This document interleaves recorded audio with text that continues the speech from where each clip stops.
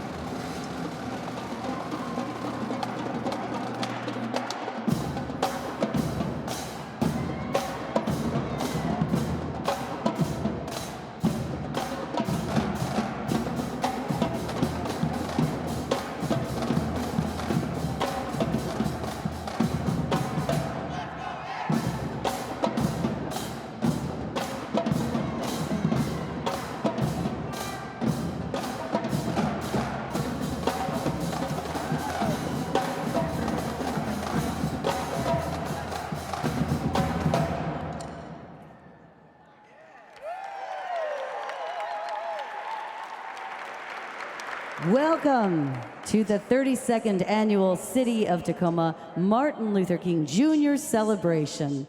Please stand for the presentation of colors by the 593rd ESC Honor Guard from Joint Base Lewis McChord, followed by the national anthem, which will be sung by Samia Thomas, accompanied by the Lincoln High School drumline.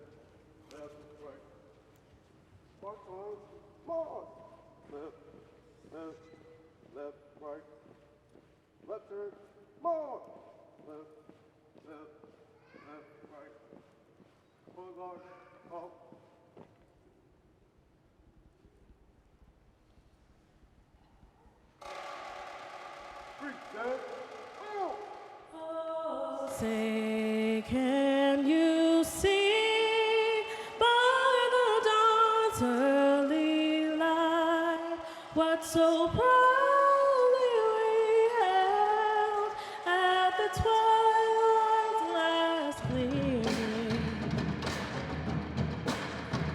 whose broad stripes and bright stars through the perilous fight, all the ramparts we watched were so gallantly streaming, and the rockets almost bursting gave proof through the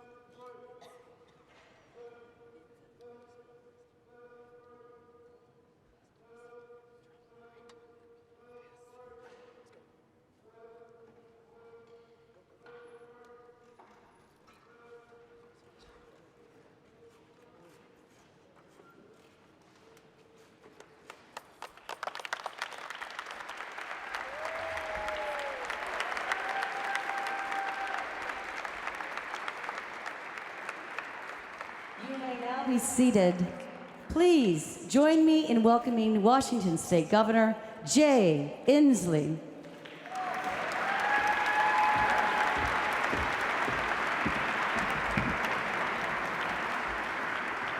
Good morning. I just love the Lincoln drum line. That's the sound of justice coming out of those drums.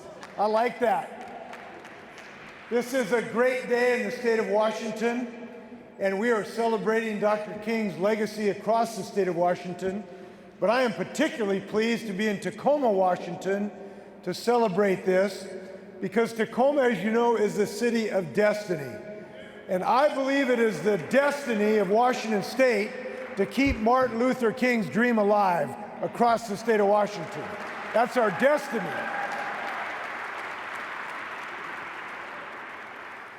And this is, I know, personal in our own way to all of us. I served in Congress for about 15 years, and I used to go down at night, jog down the Lincoln Memorial quite often. And I really, when I was there, I'd reflect on the three stages of the dream. The first stage, of course, Abraham Lincoln did some good work, freeing us from the scourge of slavery.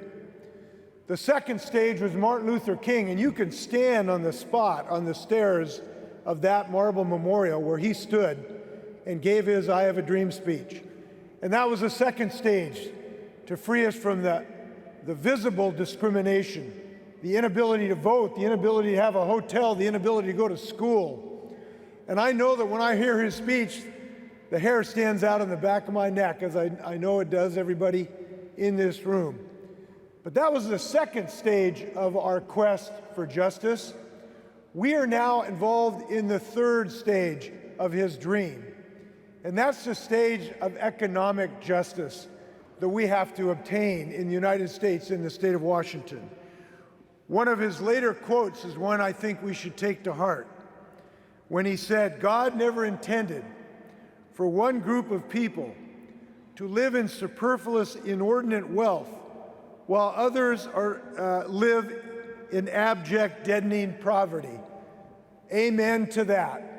And it is time, I believe, in the state of Washington to turn to that third step of justice, which is economic justice. And I'm proud of our state to be dedicated to that. I'm proud that our state's dedicated to make sure that every child who wants to go to college can afford to go to college. And I'm glad that we're dedicating ourselves to that. I'm glad that our state has the best financial aid package in the United States of America. I think that's part of Martin Luther King's dream.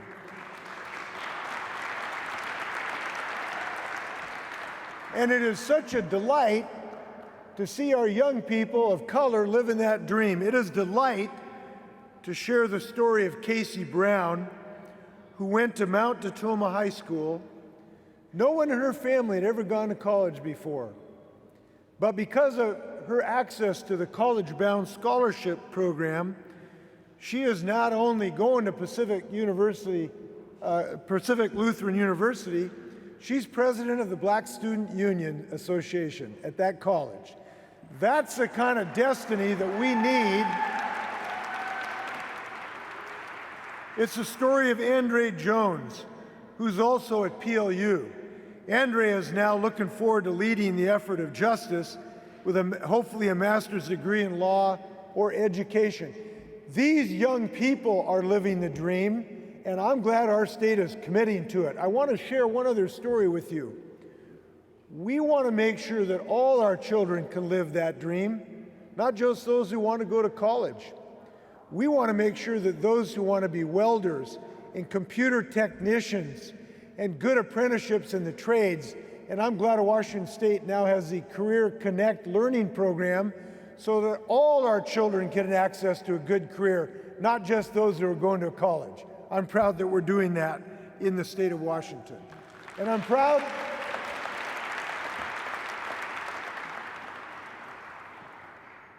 I think we're living Martin Luther King's dream in all the things we're doing to bring economic justice to working people in the state of Washington.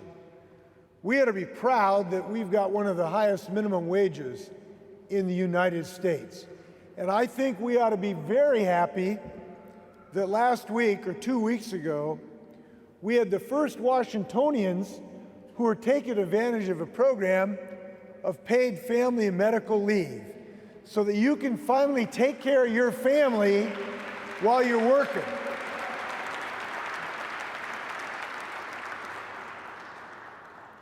I think we ought to be proud that our state is not only standing up against the current president's effort to roll back our health care, we are expanding health care. We have the first public option for health care in the United States.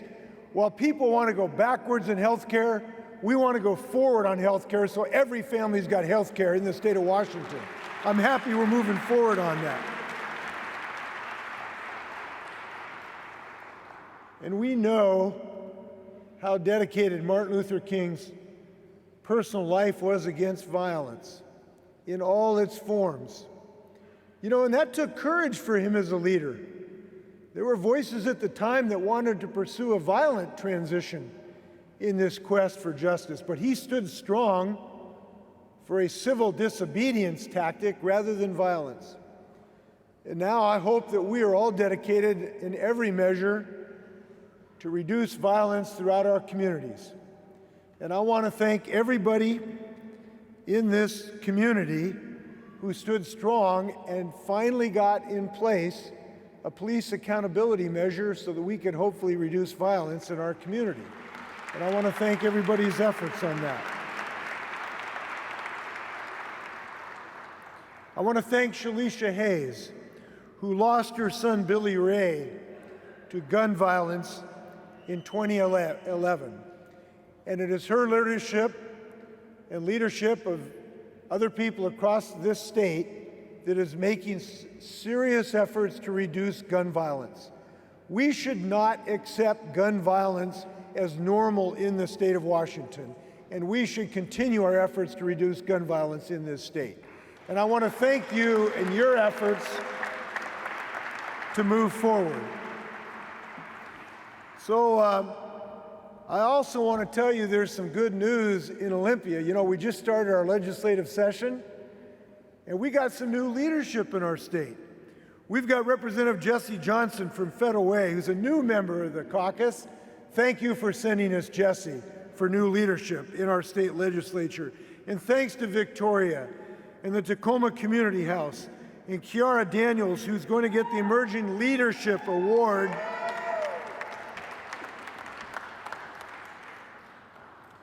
This is a good day in Washington State.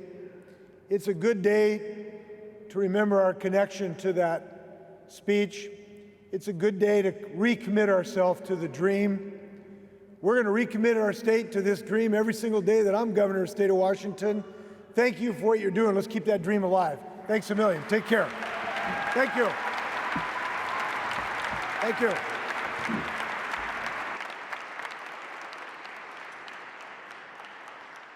Please help me welcome members of the Puyallup Tribal Language Program who will share a strengthening song with us this morning.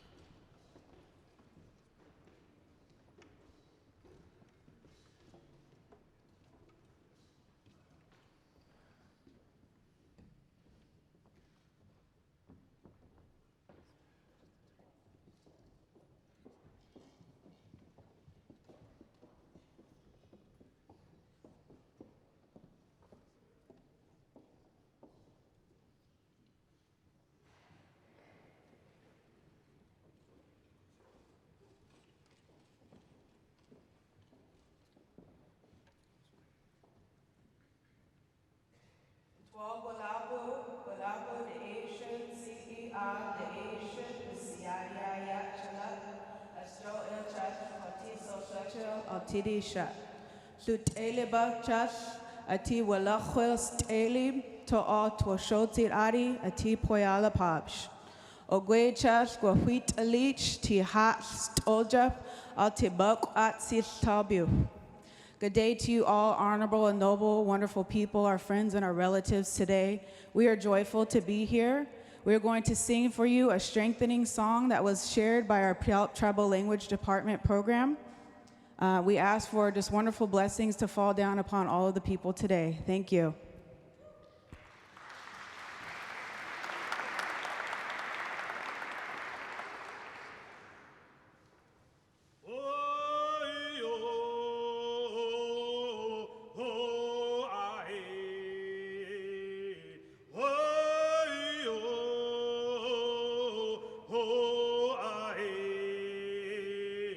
Oh,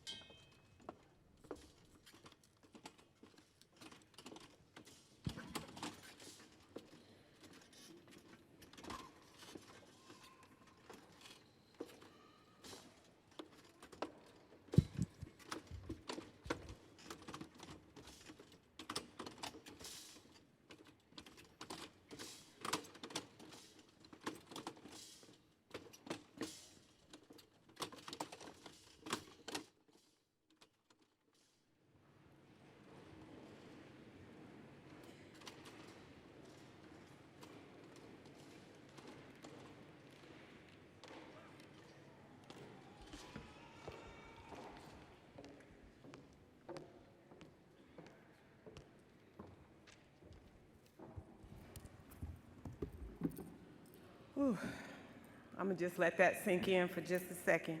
Hold on to that spirit. First, giving honor to God, who is absolutely the head of my life. To my parents, Robert and Eileen Cunningham, who are watching at home right now.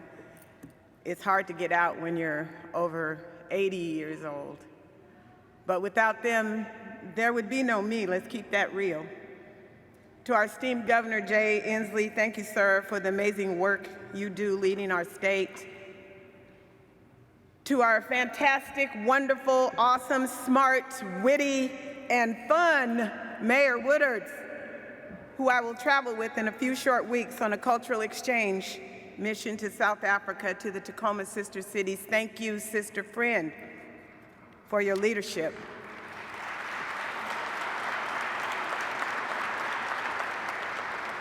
To all the Tacoma and Pierce County Council members, all elected officials, dignitaries in the House, our Puyallup tribal leaders and elders, plus my pastors from the Tacoma Ministerial Alliance, Associated Ministries, a special shout out to my mentees, Ashley Jones, Bonnet Johnson, and Tanaja Mims, listen, who I have poured into as they were coming up, and now they're leading things.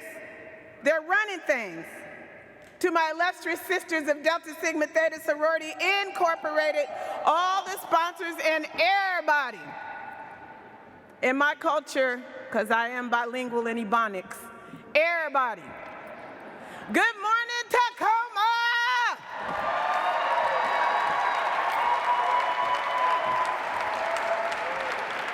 I see you.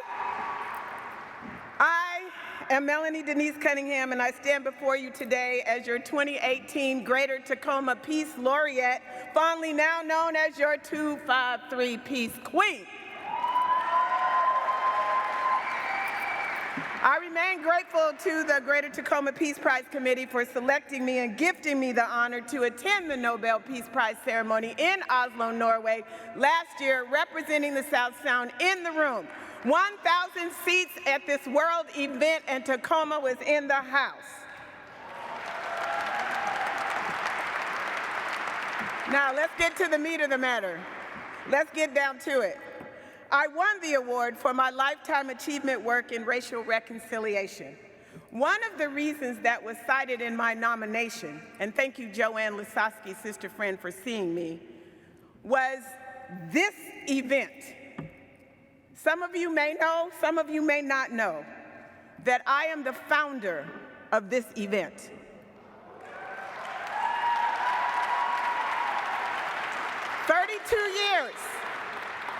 Thirty-two years, and we're still doing it. But let me let you in my head 32 years ago. MLK was not a holiday. Martin Luther King Jr. Day was not a day in the city of Tacoma 32 years ago.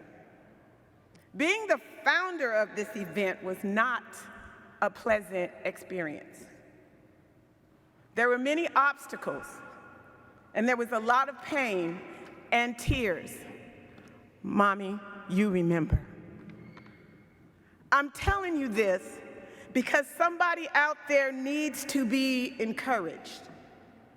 When you are creating, when you're going first, when you are leading, there will be people and situations that come up that mean you no good. People will try to assassinate your character. They will try to destroy you.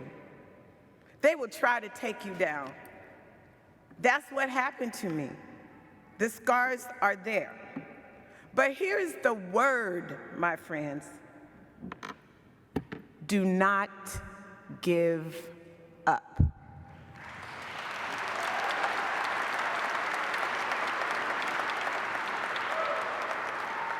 For in due season, when God says it's time, you will see the fruits of your labor. Servants, as I know there are many of you out there, we do not do the work for recognition. We do the work because the work is necessary.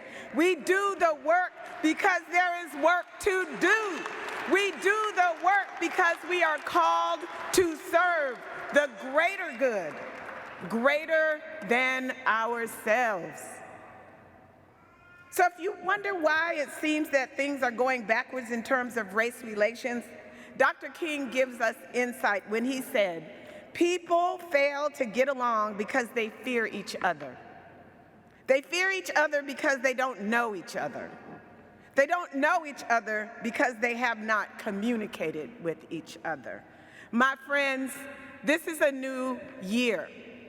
This is a new decade. This is a new era. Make it your mission to be the light of love. Love thy neighbor. Get to know thy neighbor. Something simple as looking a person in the eye and smiling, especially those that you don't know, especially those across difference. Please, just right now, turn to your neighbor on either side and say, I see you. Turn to the other neighbor, I see you. Yes, the golden rule no longer applies. That do unto others as you would have them do unto you. Treat people the way I want to be treated. It must be elevated. Because let me tell you something. Some of y'all don't know how to treat yourself, so I don't want you treating me like you treat yourself.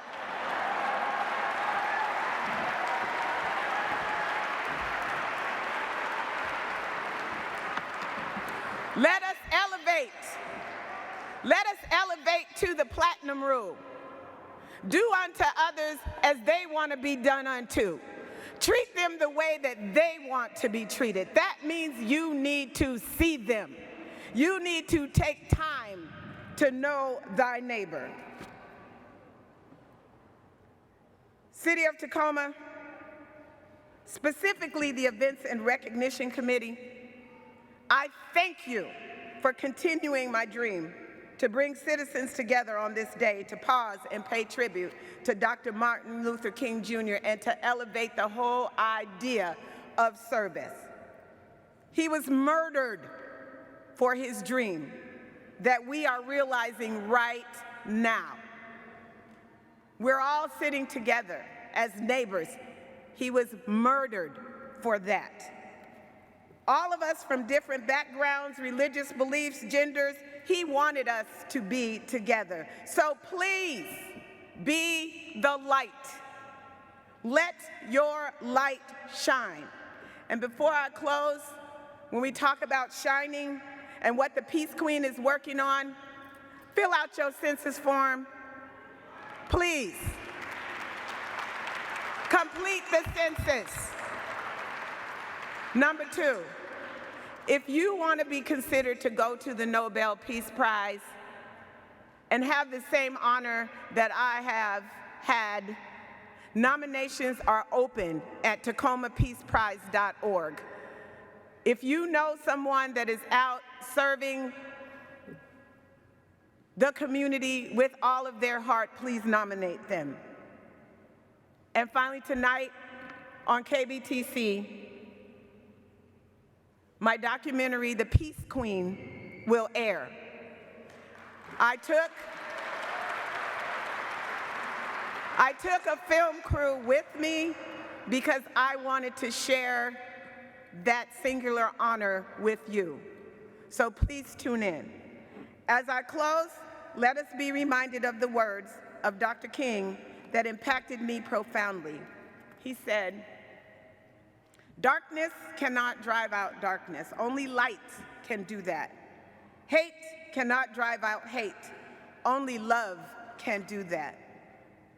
My friends, I need you to repeat after me. It's all about love.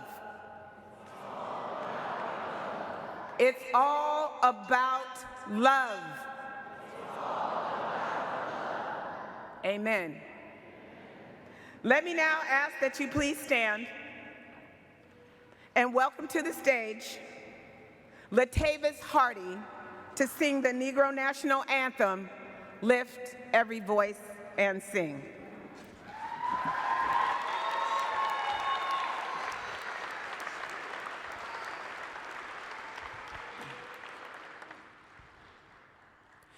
Lift every voice and sing till earth and heaven ring, ring with the harmonies of liberty. Let our rejoicing rise high as the listening skies. Let it resound loud as the rolling sea. Sing a song full of the faith that the dark past has taught us. Sing a song full of the hope that the present has brought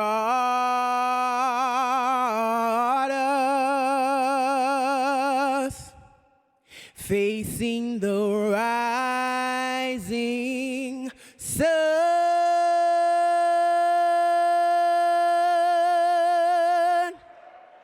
of our new day begun.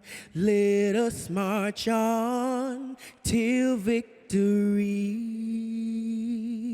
is won. God of our weary years, God of our silent tears, Thou who hast brought us far on the way. Thou who hast by thy might keep us forever in the light.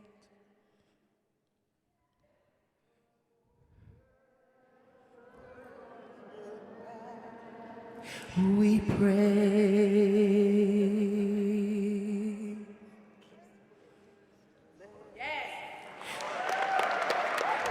Lest our feet stray from the places, our God, where we met thee. Lest our hearts, drunk with the wine of the world, we forget thee. Shadowed beneath thy hand,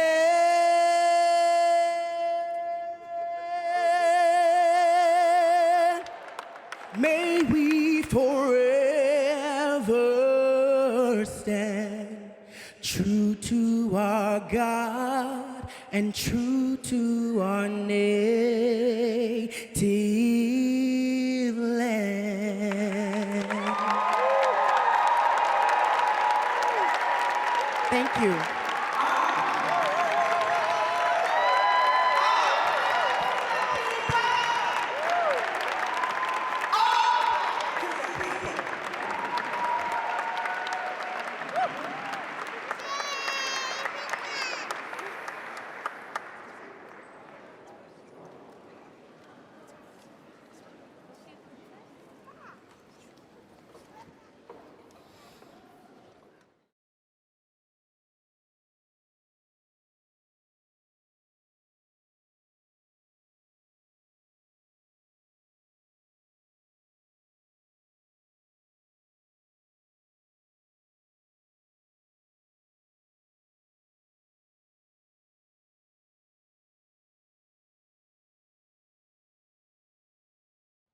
One night I had a dream.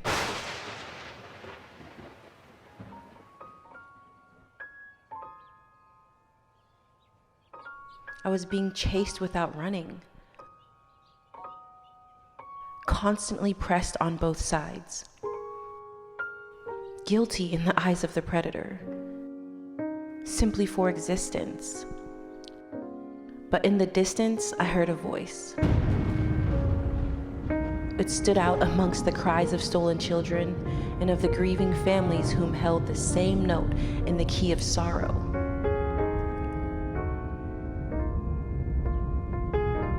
I heard a voice. Whatever affects one directly affects all indirectly. I began to move faster while it seemed I was running in the same place.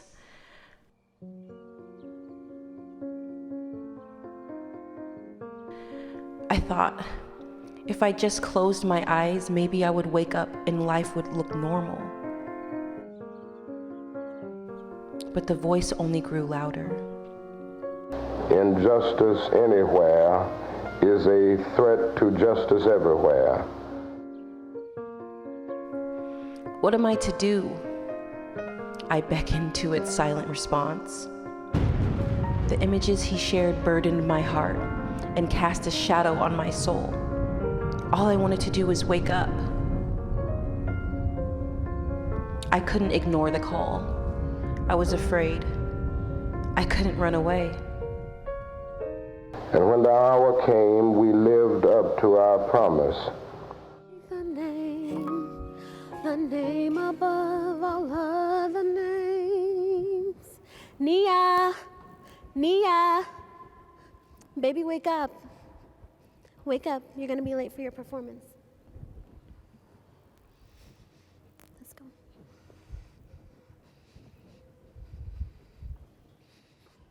There you go. Good morning, everyone. My name is Jenna Hanchard, and I had the pleasure of being a journalist here in this city for 4 years, and also had the privilege of sticking the microphone in a lot of the faces of the people here in front of me. So thank you for making space for me, the city of Tacoma, and for passing the microphone to me today. Have you ever heard a story so many times but never really examined the fact that you're not in it? Have you ever gotten so used to being written out of a narrative that you don't even think twice about some of the most historic moments? I never really questioned the day that we celebrate the Reverend Dr. Martin Luther King Jr.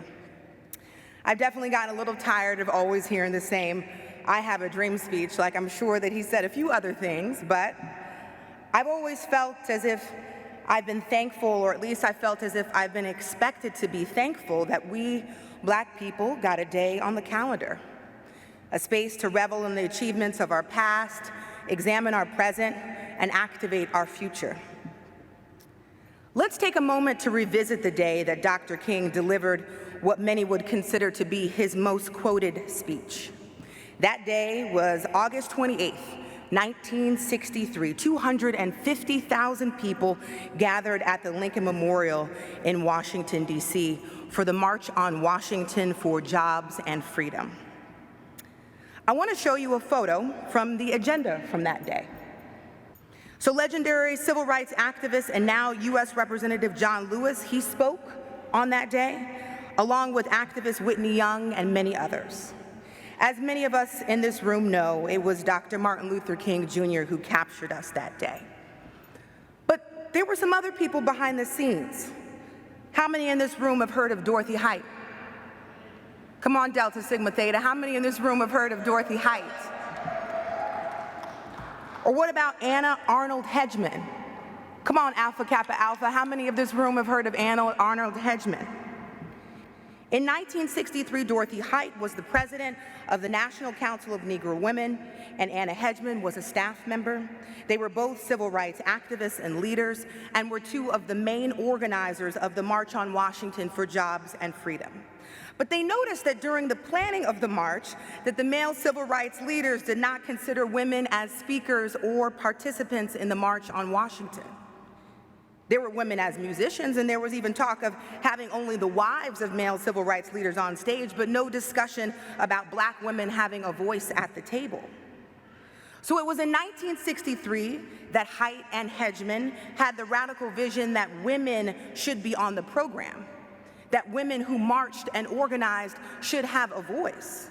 If it were not for Dorothy Haidt or Anna Hedgeman, black women may not have had speaking roles that day.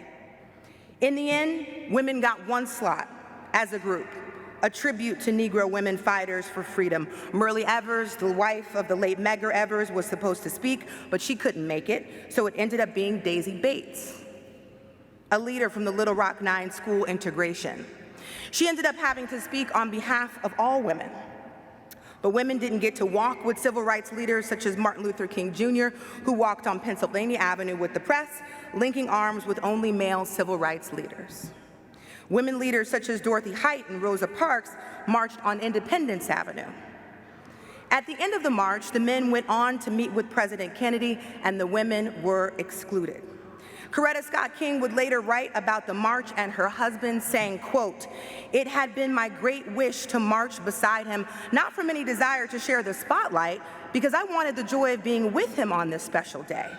However, it has been decided by the Planning Council that the march would be led by the top leadership, and of course, I had to accede to their wishes. But I must confess, though, that I felt that the involvement in the movement of some of the wives had been so extensive, they should have been granted the privilege of marching with their husbands, of completely sharing together as they had shared their dangers and hardships." So let's think about this for a moment. One of the biggest moments in civil rights history barely had black women at the table. One of the biggest moments in civil rights history intentionally left out black women organizers and leaders.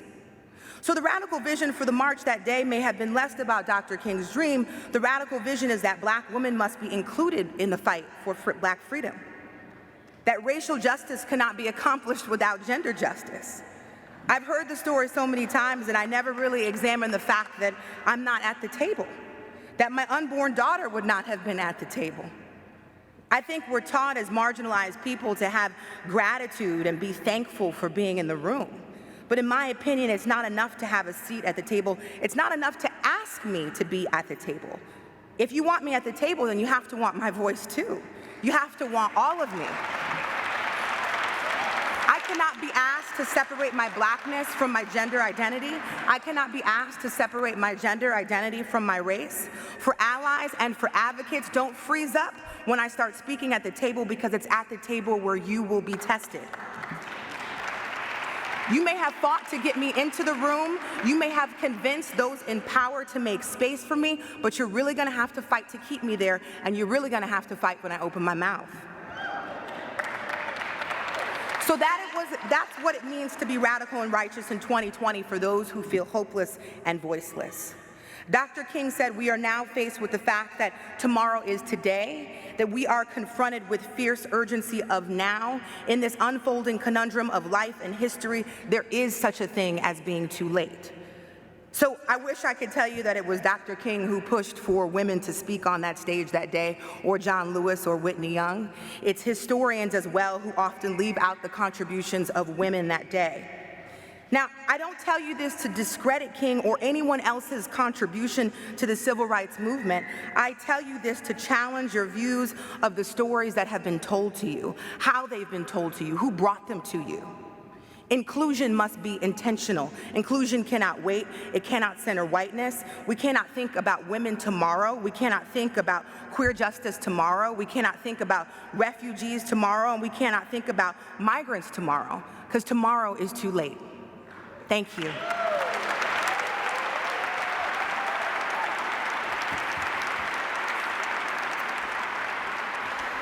And now I'd like to introduce and bring to the stage my friend and the wonderful, great leader of this city, Mayor Victoria Woodards.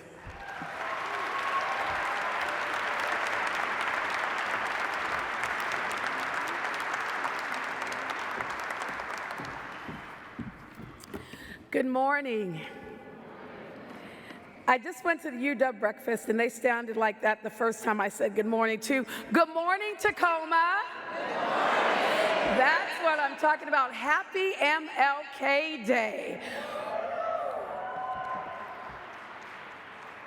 What a great day for us to celebrate the life of such a remarkable national leader who really changed the world.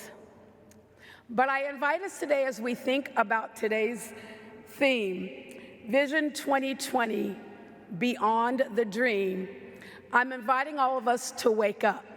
Look at your neighbor and say, wake up. Look at your other neighbor and say, wake up. In case you all couldn't tell, Melannie and I go to church on Sunday, so that's what happens in the sanctuary. Why do I say wake up? Because a lot of us would look at the city of Tacoma and the state of Washington and think that we are better off than a lot of places, and we are. We might even believe that when we got Barack Obama elected, that it was going to be a better United States. But then we have what we have now. And that clearly tells me that we went to sleep for a minute and let something happen. So I'm inviting us to wake up, Tacoma.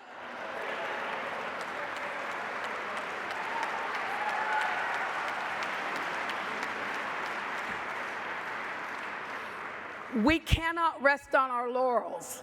We cannot rest on our past success. We cannot rest on the hopes and dreams and the work done by people like former Mayor Harold G. Moss or former Mayor Marilyn Strickland. We can't rest. The work is not done and the dream is not over. It's time to wake up.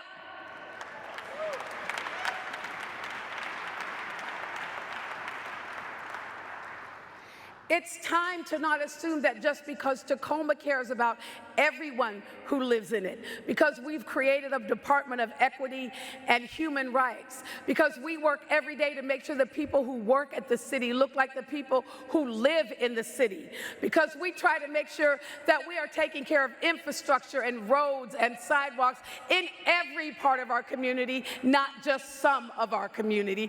It's time to wake up.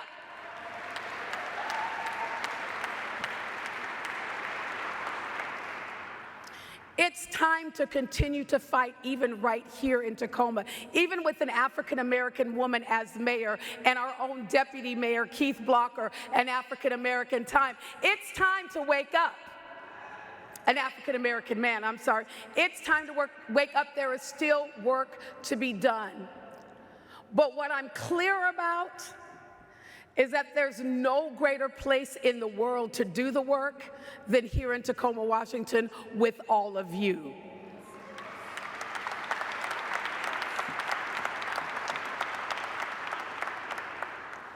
Because we are so blessed to have so many leaders of color in this city, because we are so blessed to have so many allies in this city who care about the dreams that Martin Luther King fought for, because we have all of you here today who decided not to lay in bed, not to go to an annual MLK sale, although I'm sure that's not why we created the day, not to sit at home and binge watch Netflix or Hulu or catch up on your favorite shows, but to show up here today to say, we want to continue to fight. We are committed to continuing the work, and we will realize the dream, if not anywhere else in the country. We will realize the dream right here in Tacoma.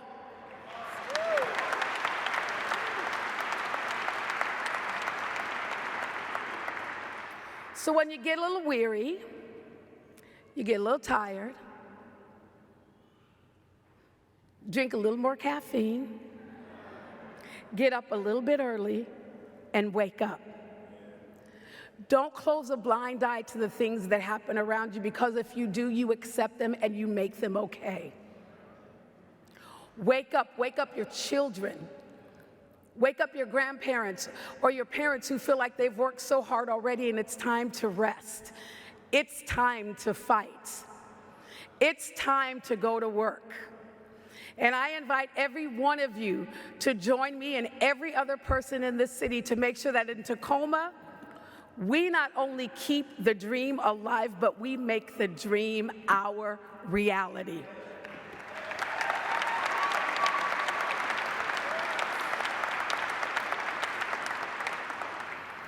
And what I'm so proud of in Tacoma is that we're not fighting alone. We have some amazing leaders who have joined us today, like our own governor, Jay Inslee, who was just here but had to go to another event, which I understand. Let's give him another round of applause.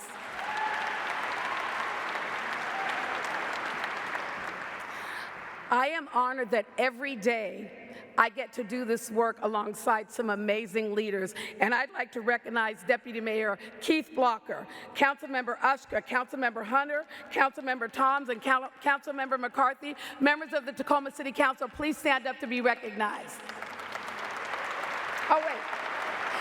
Councilmember John Hines is here as well. Sorry, John. Our newest council member has joined us. And then I just want to recognize and acknowledge some of those who fight every day alongside us. And that is our Tacoma Utility Board members. If you would just all stand, hold your applause. Judge Stephanie Ahrens and Judge Carl Williams. From the county, Sheriff Pastor and Councilmember Marty Campbell and Executive Bruce Danmeyer. Our own chief, Chief Ramsdale, and Chief Tori Green, and the members of our police department and our fire department. Please stand. I want all of you to stand as I call your name. I also want to acknowledge and keep standing the two women who fight every day to keep the city running, and that is Jackie Flowers, our Director of Tacoma Public Utilities, and our own city manager, Elizabeth Pauley. Please give them all a round of applause.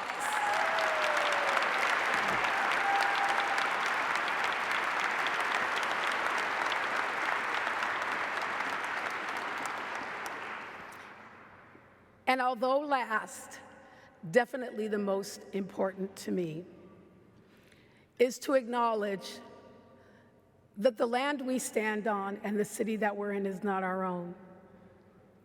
That someone else paved the way for us to be here. And that every day in partnership, we work together to make sure that Tacoma is a city for everyone, and that our two governments communicate and fight for that dream together. And I'd like to take this time to acknowledge the fact that we are on Puyallup tribal land, and I'd like to acknowledge the chairman of the Puyallup Tribal Council, David Bean, and Councilmember Anna Bean. David, would you two please stand?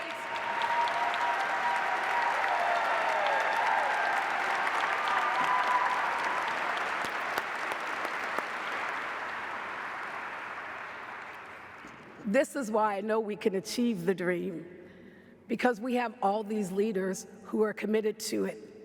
One special leader that you're going to hear from, or that we won't actually get to hear from today, but I do also want to take this moment to acknowledge not just my partner from today, because we've been in every meeting, every MLK celebration we've been with together today, but one of our great leaders who gets it done for us in the other Washington, and that is none other than Congressman Derek Kilmer. Derek, thank you for being here today. Please stand up.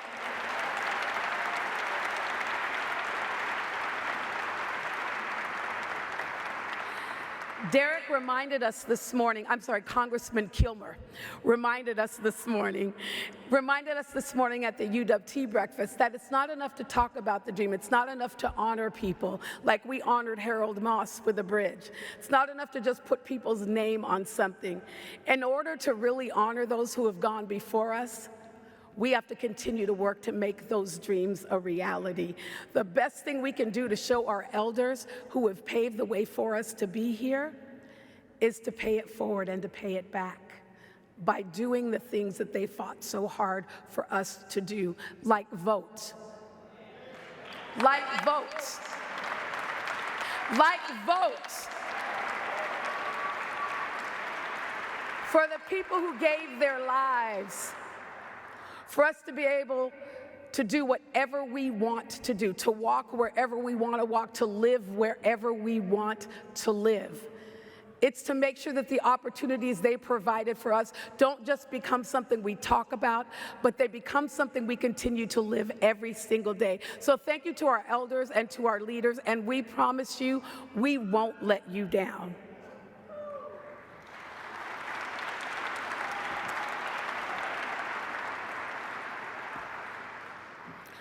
So speaking of not letting us down, it is an honor for me to give away 2 awards today.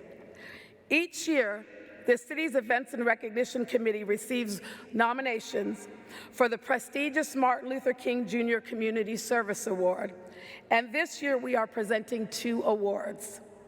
The awardees selected to receive the honor exemplify a commitment to the legacy of Dr. King, and I would say to the legacy of Harold Moss and Marilyn Strickland. It is my pleasure to introduce the first awardee today and this year's recipient of the Martin Luther King Jr. Emerging Leaders Community Service Award to Miss Kiara Daniels.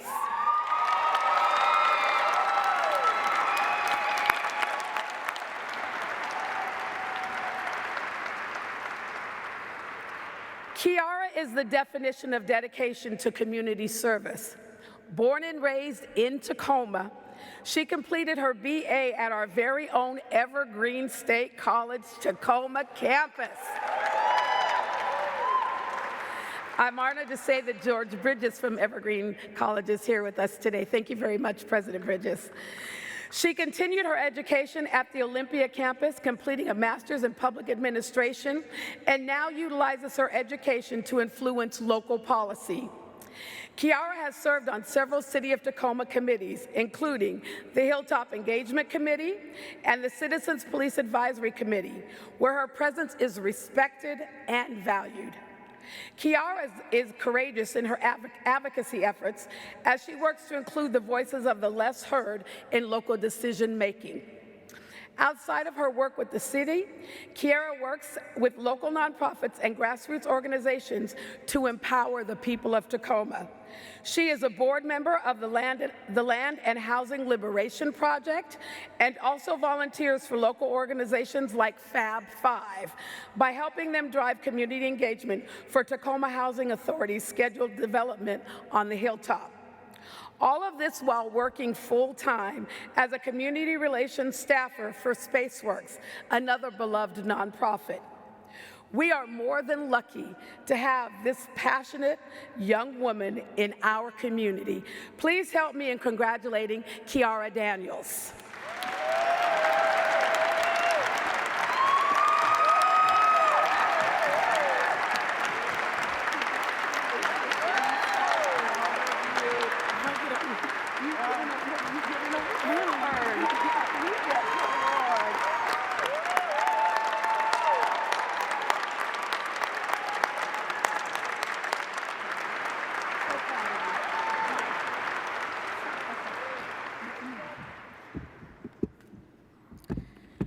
Young Black Tacoma, young Black and passionate Tacoma, young Black and active Tacoma. This is for us, this is for you. I'm so honored to be here and to be honored amongst the greats that have moved mountains in Tacoma, and I'm sitting here with one of them. Before I leave, I have to acknowledge Sandra and Steve Daniels, who I would be nothing without, who gave up their life, 40 years in service to the state so that I could do the work that I was called to do, not the work that I have to do. I'm so, so thankful to you, and I would be nothing without you. I also have to thank Evergreen Tacoma, who gathered me, my mentors who gathered me, my friends who gather me and pull me together when I am tired, when I'm disillusioned with the pace of progress and this work. Thank you, thank you, thank you so much. The time is not to let up. Now the time is to demand our liberation, and I am so proud to be doing this work. Thank you, Tacoma.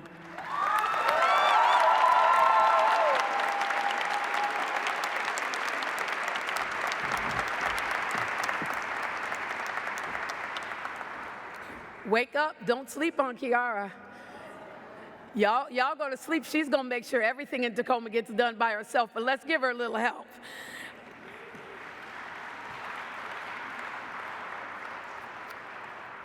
It is now my honor and pleasure to introduce the group receiving the Martin Luther King Lifetime Service Award.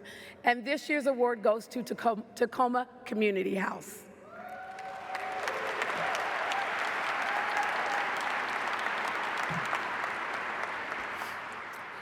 Tacoma Community House is a nationally respected community-based service center for immigrants, refugees, and longtime South Sound residents seeking enrichment and pathways to self-sufficiency. For over 110 years, they have helped countless individuals gain the skills they need to transition out of poverty, navigate a new culture, and find professional and personal success. Annually, they provide 3,800 program services to 3,500 individuals from over 100 countries through their 4 core programs: education, employment, immigration, and advocacy for crime victims. Tacoma Community House is truly a life-changing place for anyone seeking any type of assistance, and our community is better and more inclusive because of their commitment to everyone who lives here.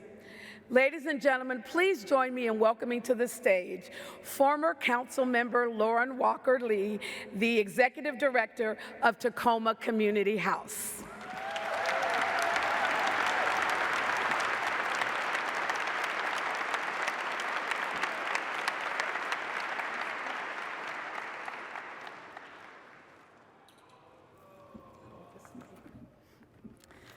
Thank you for honoring Tacoma Community House with this prestigious award.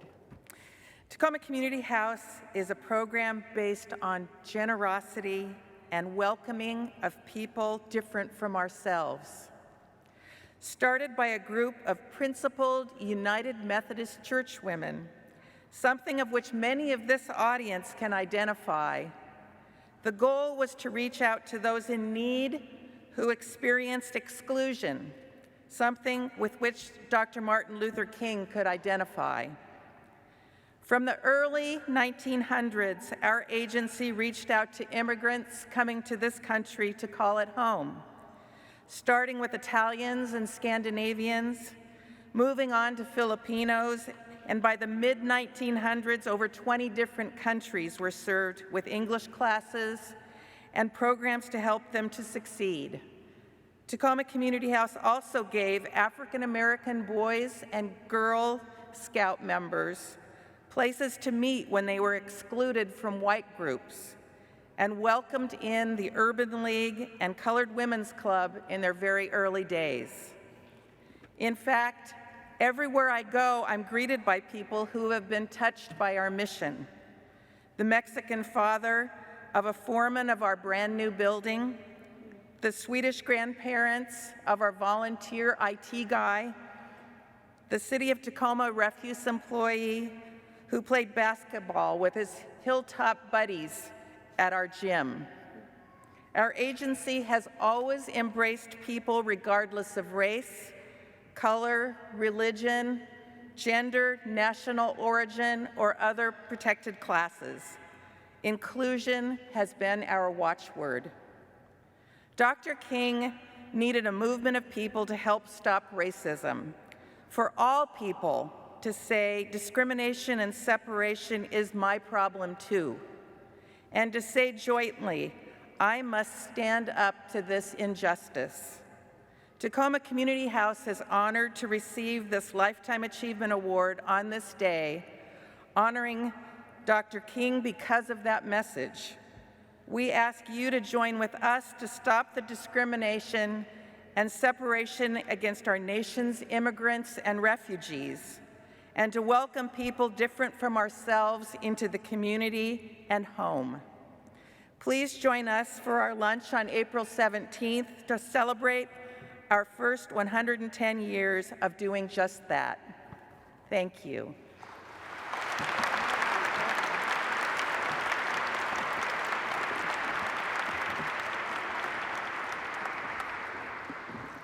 So you've seen Kiara, you've now heard about the Tacoma Community House. I say to all of you, fight hard every day to think about being the next winner of the Martin Luther King Award. Wake up and go to work every day, figuring out how you can make Tacoma a better place. Whether you're a student at the University of Puget Sound with Dr. Isaiah Thomas, that's a basketball player, Isaiah Crawford. We love you, Dr. Crawford. Whether you're a student at UPS or TCC or my loved home, Lincoln High School, my alma mater, go A's. Or whether you're in elementary school or middle school or not even in school yet, or maybe you're a senior and you've retired, it's not too late and it's not too early. Your country, your state, but most importantly, your city is depending on all of you to help us keep this dream alive and make it a reality. Thank you all very much.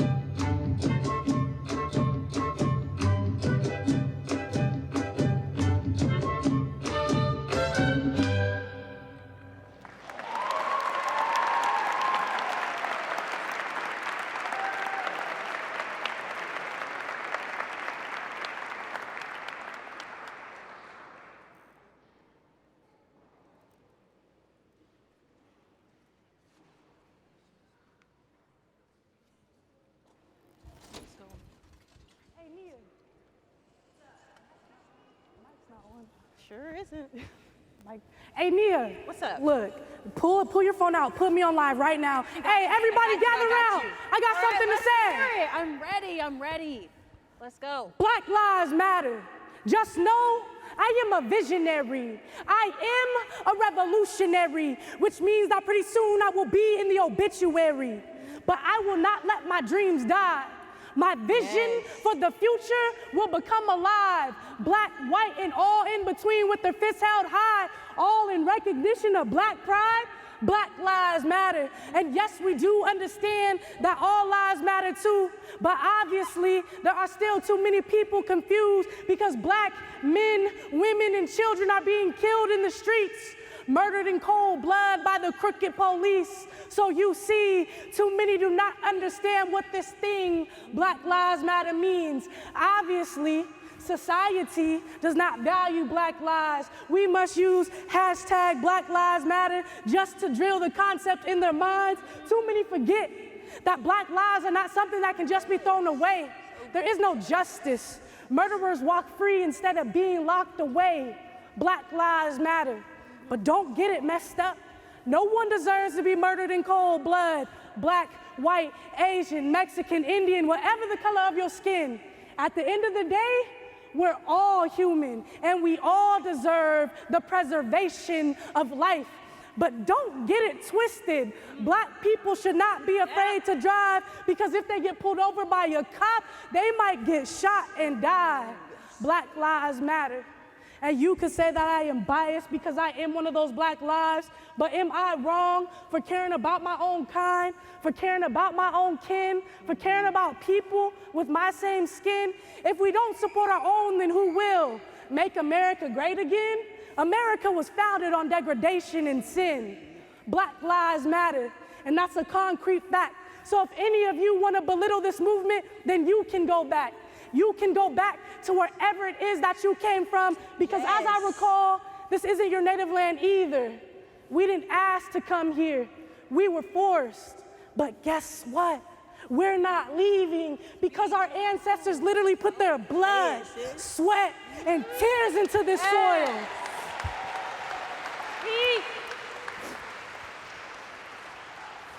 This is our home now, and it is our duty to make them proud. We must support our own because no one else will.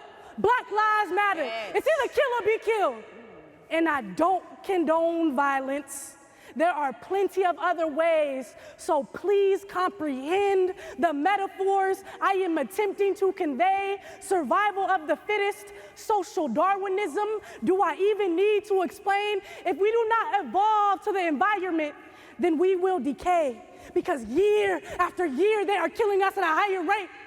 But you want to know something even worse? Is we kill our own people even faster. Which makes it even sadder when we say Black Lives Matter. So do Black lives actually matter? As a matter of fact, they do. But until we lead by example, they will keep killing us just as examples to prove that this country never truly changed, that Black people still remain slaves. Say it. Black lives matter. And the solution is not in evolution. Throughout history, the only way to bring forth change is through revolution. And as I stated previously, I am a revolutionary. So the revolution has begun, and I hope you all will join me. Black Lives Matter, power to the poetry. Yes, girl, that was so dope. Good job, you bring that. Hey. Good job, sis. Love Hey, it. clear it out of here. I love that. I said no. Go. Go. What's the issue? We aren't doing anything wrong. You're loud, you're causing a scene, and you're disrupting everything. Now, get to where you're going, and get on out of here.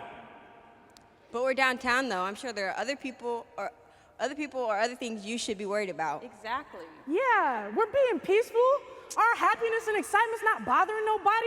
Exactly. Look, I don't need the lip. Now get where you're going and get on out. Move along. We're just doing ours. We're students waiting for the bus, listening to spoken word, giving each other praise, and you see the people around us, they're enjoying it too, so I don't understand what the issue is. Look, I'm just doing my job, all right? Now, listen to the authority figure, which is me, and move along. Are you new? Exactly. No. Are you from here? Well, I mean, not really, but that has nothing to do with what I'm talking My about, mama would have told me to take action and speak up for myself in order to find common ground and understanding when I feel like my voice isn't being heard. My mama also told me never to leave a situation without letting someone know who I am. I'm always a representation of me, of her. Now, it would have made more sense if you said that you were new, because if you aren't, you would know that we've been standing at this bus stop for years, every morning waiting for the same bus. 42 minutes waiting for the bus, because we'd rather be early to school than to late. But you assume our loudness and our excitement as a threat to the new look of this city. Oh, come on now, don't pull that. I never said one thing about that. Well, actually, you did. And you coming down here in downtown in a Metropolitan Transit bus station saying that we're the issue? No, the real problem is you. When pioneers, OGs, and regulars get pushed out of our communities, it makes people like us look unfamiliar from our home. Right, and when you assume instead of properly assessing and observing, which is also a part of your job, you leave no room to have respectable exchanges to know that you're never too old, too powerful, or in your case, too authoritative to be a student. Man. Come on, our bus is here. Power to the poetry.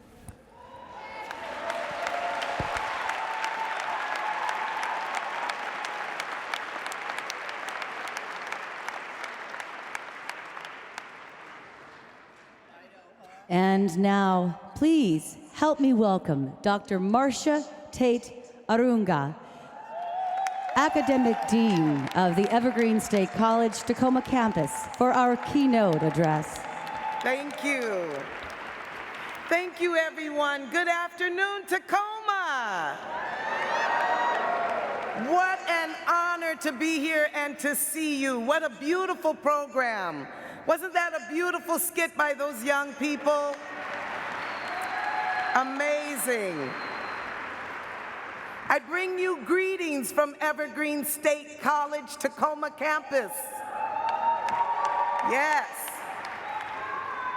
I stand on the shoulders of tall giants like Dr. Maxine Mims and Dr. Joy Hardiman. Yes. And a shout out to my own president all the way from Olympia, George Bridges. Thank you for being here. Yes, and how about Kiara Daniels? Yes. Evergreen is not new to Tacoma. We present champions to you. We grow our own. We are so happy that we are still here. Any graduates from Evergreen, Tacoma, please raise your hand and be acknowledged. Thank you. Thank you. Yes, yes. You know, Martin Luther King, actually his most prolific work was done around the war on poverty. And we know that today, over 43% of the population in the United States of America is living in poverty.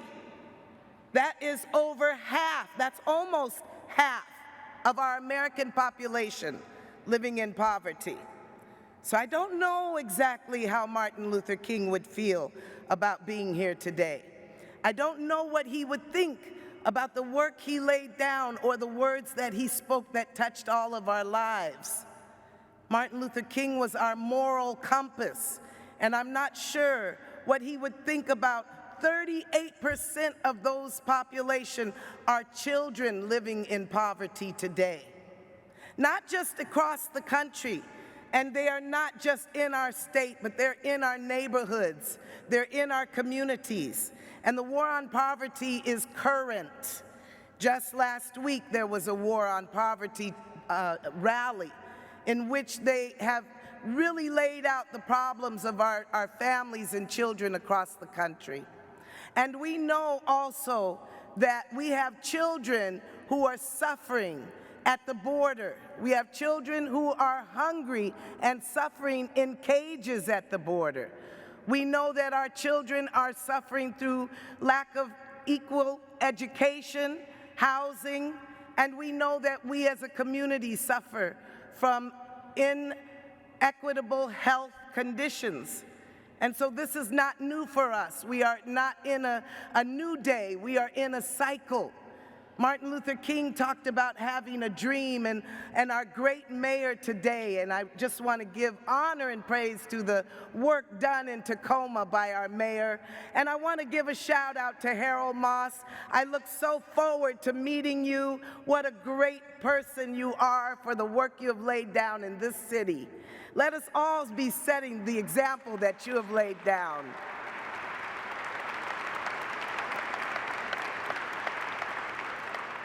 So we can't let these things, as our mayor has pointed out, we have to stay woke. At Evergreen State College, Tacoma, our symbol is Sankofa bird. It's a bird that is taken from the Akan people of West Africa. And what happens is this bird flies forward, but the head is always turned back. And the parable that goes with this symbol is that in order for you to know where you are going, you must first understand where you have come from. And so we take this very seriously at Evergreen State College.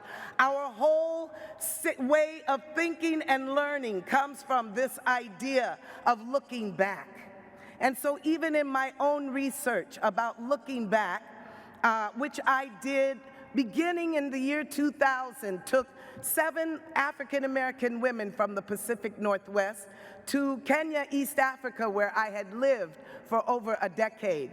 And in going to this place, we were looking at what aspect of our African-American is actually African.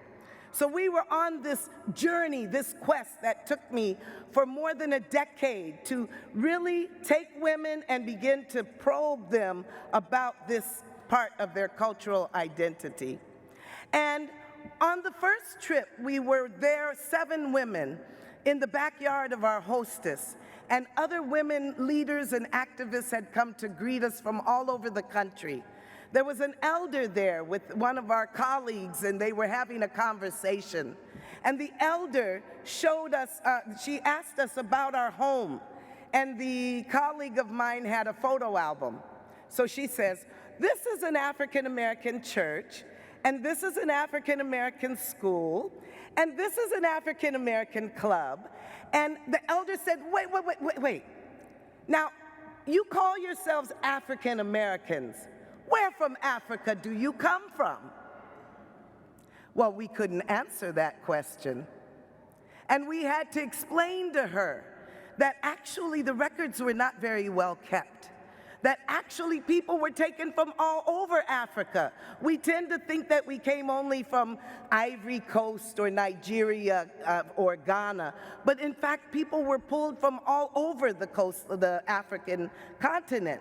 And as I was explaining this to this elder, she gets this epiphany and she said, oh, you must be the stolen ones. Now, I had lived in Africa for 11 years, but had never quite heard this story.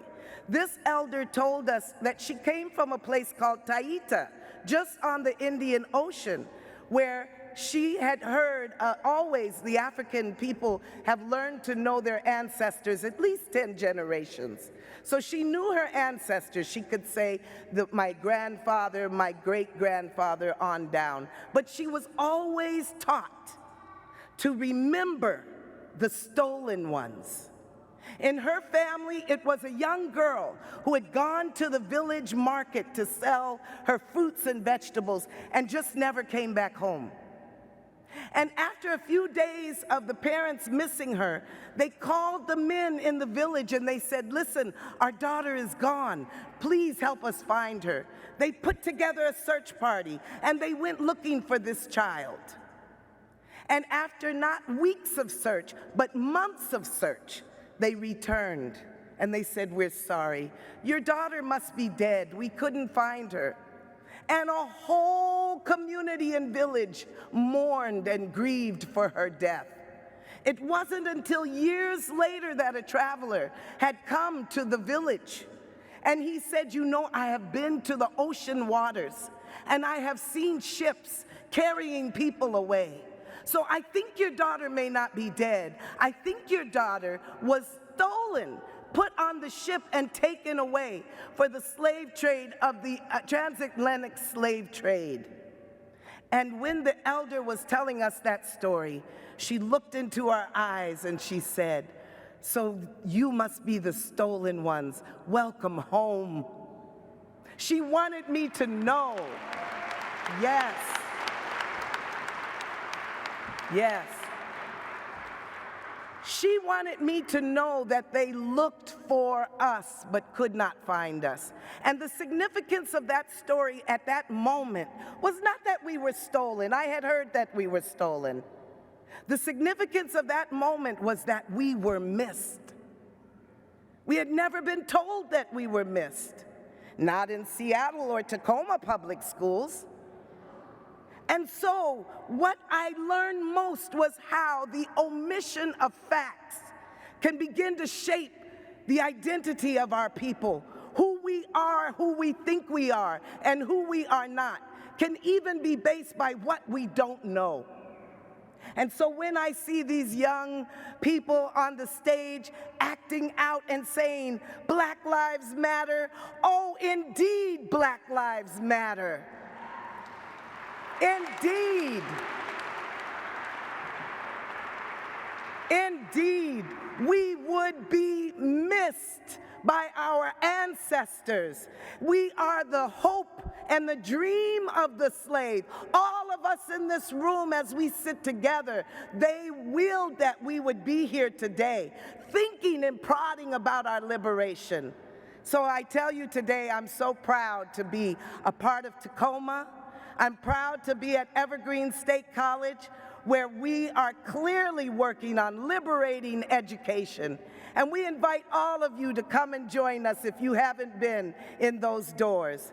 And so I would like to end with the words of Martin Luther King when he said that any time is always the right time to be thinking about our freedom. Thank you so much. Bless you.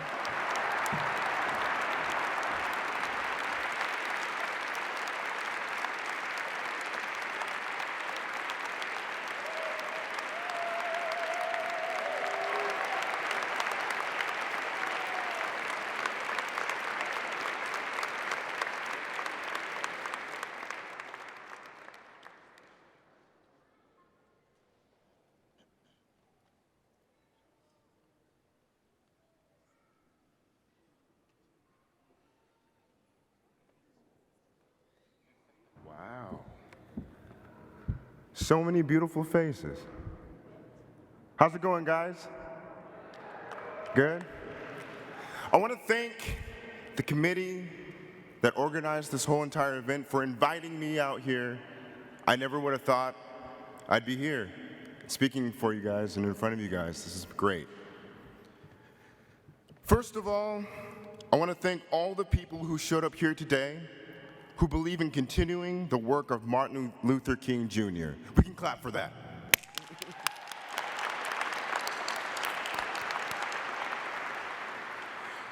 It's been 52 years since his death by assassination in 1968, and during this time, many people have worked to uplift the principles and philosophy he worked and lived by. One of these principles manifested itself in the few years before he died. It was called the Poor People's Campaign. I find that Martin's work with the Poor People's Campaign often gets overlooked, but personally I find it the most significant because it's the foundation is truly the way of peace for the future. Dr. King understood that civil rights alone could not solve the problem of poverty in this country, and that at some point, we, as people, would have to come together to demand the economic redistribution of wealth. Yes, yes.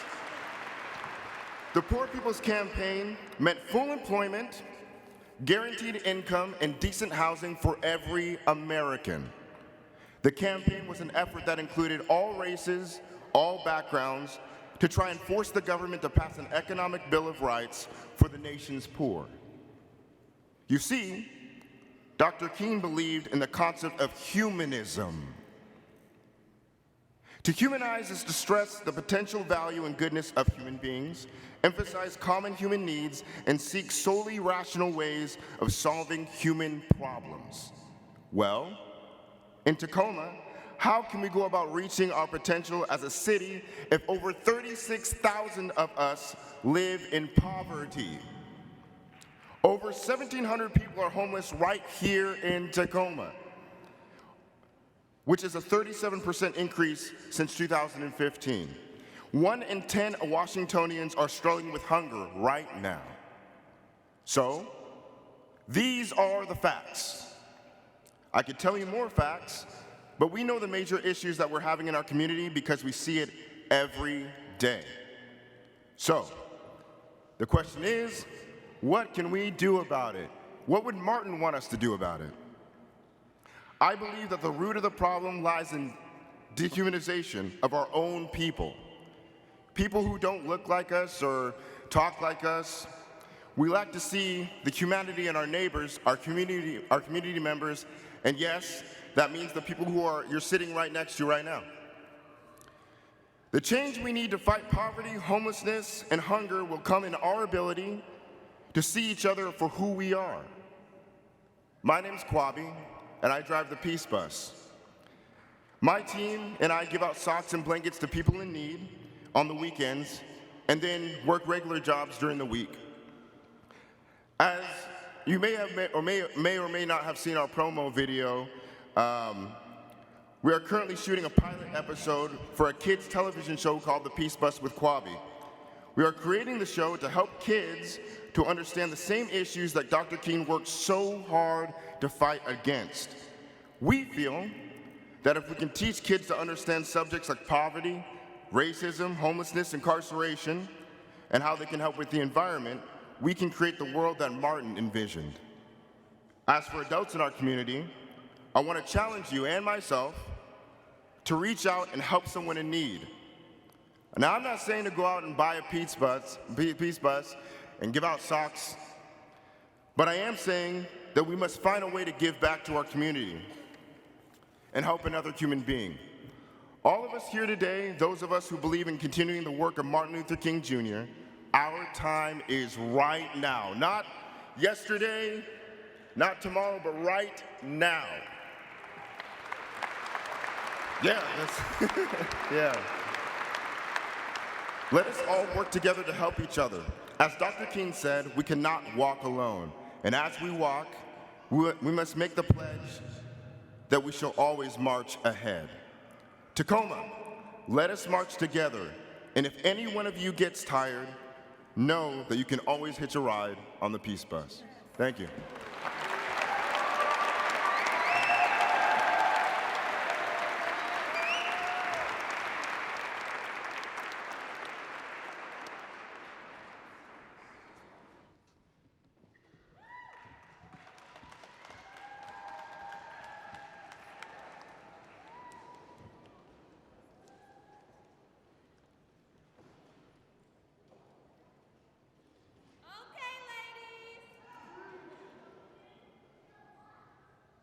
I've been walking with my face turned to the sun.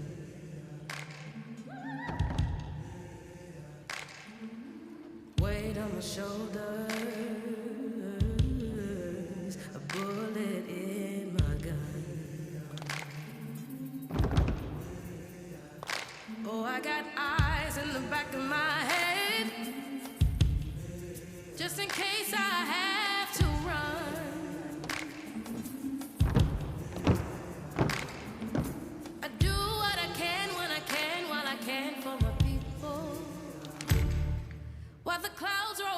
and the stars fill the night. That's when I'm gonna stand up, take my people with me. Together we are going to a brand new home, far across the river. Can you hear freedom calling, calling me to answer? Gonna keep on keeping on. I can feel it in my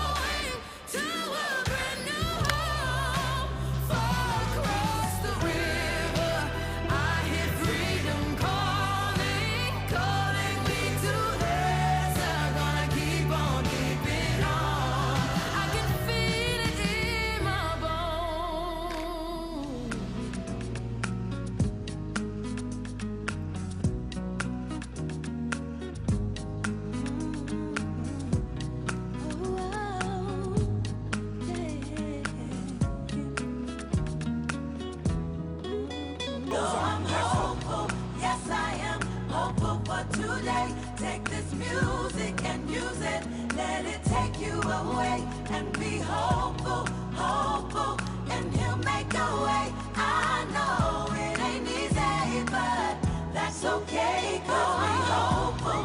Yes, I am hopeful for today. Take this music and use it, let it take you away and be hopeful, hopeful, and he'll make a way. I know it ain't easy.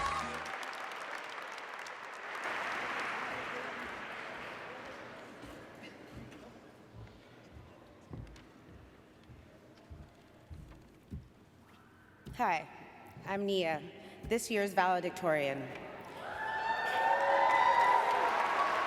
Like Dr. King, I dreamt in abundance. I wanted to be as free and as curious as any child. I dreamt of an existence that was whimsical and delicate, yet fiercely adventurous. I didn't dream of limitations and barriers, and in my sleep, I would soar to different worlds, or scale mountains, or plant a garden. I would spread joy and love and laughter to friends and strangers alike, near and far. And when I woke, I would dream with eyes wide open, confident in my ability to make it all reality. And much like Dr. King's dreams, my dreams were encroached upon. The snowy peak mountains of my wildest sleeps are not the ones I've scaled. The world I've encountered is nothing like the swirls of light and stars that were behind my eyelids. And the gardens were not as lush. My dreams were diluted, depressed, and manipulated into someone else's interpretation of what my life should be. A universe of inequities dotted with the peaks and valleys of fear and hate took my abundance and turned it to dust. And the anxiety of walking the earth in the margins, of towing the line of respectability and navigating the ever-changing expectations left me feeling like too little or too much, but always never enough. At home, my Blackness was and is loved. It was the accepted norm, and I didn't have to worry about trying to be less of something I couldn't change. But outside, my Blackness was and is too visible, too loud, too Black. It's seen as a weapon, as an irregularity, as a threat, as a reason, and as a reminder. The weight of it made me fold in upon myself until I was lackluster with an aching, unquiet spirit. For so long, I took it out on myself. If only I was better, if only I took up less space, if only my skin was lighter, if only. A language is the riot of the unheard, Dr. King said, and I rioted for a long time, internally. I lashed out at myself, too scared and scarred and broken to do so in any other way. But as I watched in real time the rise of new life into a centuries-old fight, I became empowered. I quickly saw that each step against injustice was an important one. I saw that it takes as many of us as possible to take those small steps and those large leaps together. That we each have something we can bring to the table and to the fight. I learned it's messy and emotional and scary. I learned to trust my strengths and how to apply them, and I reclaimed my dreams and found the courage to live them once more. And perhaps most importantly, I realized my autonomy, my dreams, my heart, and my life matter. I don't matter more, I don't matter less, I matter and I am deserving, period. Congrats to the class of 2020. Thank you.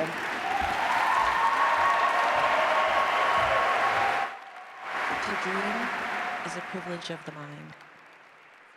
When real life sets in and you're forced to think realistically, you become stuck in the now. And in the now, you can rest on others to take action. You think there's some magical group of people who've devoted their lives to fighting for the dream that you're slowly forgetting about. But when we forget to dream, we lose sight of the need to take action, when it's action that pushes us to the dream and beyond. To dream, we must allow each other freedom. Freedom to be yourself, equity, equality, and most importantly, opportunity. For me, that opportunity started at home. Telling my mom about my dreams and her giving me the opportunity to express myself and take action, I was given the freedom to dream, the right to have a voice, and the privilege to stand up and combat ignorance while holding people accountable. I was given the freedom to go beyond. I am the dream manifested, but first, I had a dream.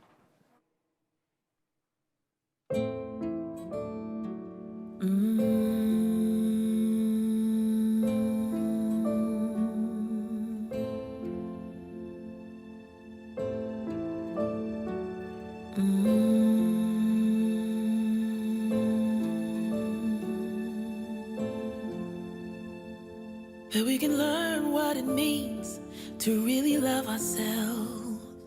Then we can learn to love our neighbors as we love ourselves. That we can live in harmony, see ourselves as a family. This is my prayer for humanity.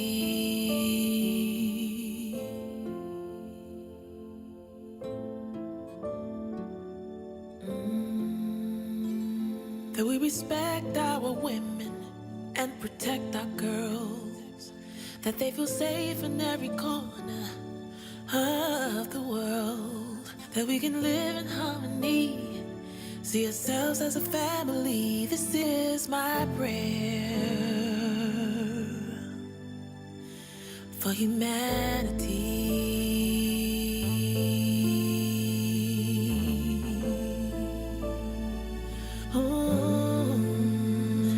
That every man will be a father to someone, by loving every boy as if it were his only son. That we can live in harmony, see ourselves as a family. This is my prayer. This is my prayer for humanity.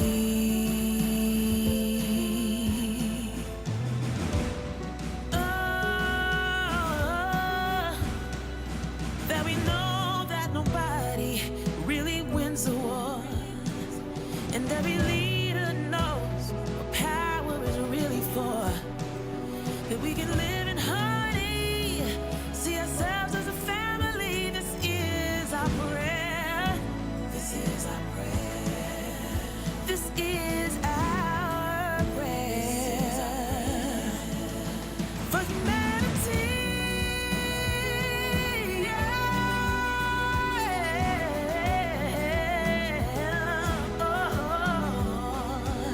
That every man, woman, boy, and girl will hear these words all across the world. That every man, woman, boy, and girl will hear these words all across the world. That every man, woman, boy, and girl will hear these words all across the world. This is my prayer. This is my prayer for humanity.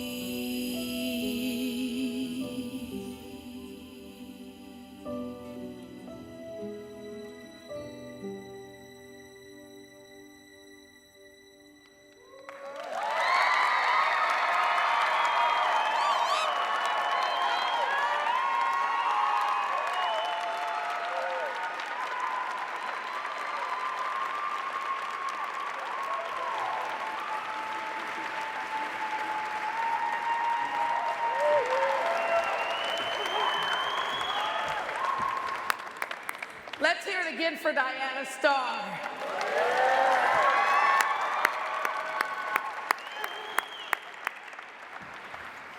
Tap your neighbor and say, "Are you woke?"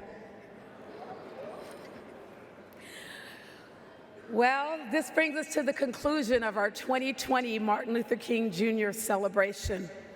I'd like to take this moment to thank our sponsors, the City of Tacoma and Tacoma Public Schools.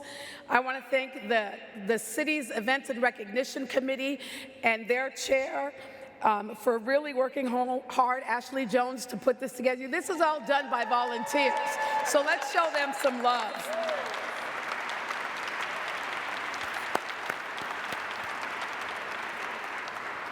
I want to say thank you to everybody who participated in today's program, but I especially want to say thank you and welcome again to Dr. Marcia Tate. Thank you so much. I'd also like to again congratulate our honorees, Tacoma Community House and its Executive Director, Lauren Walker, and Kiara Daniels. Let's give them another round of applause for their work.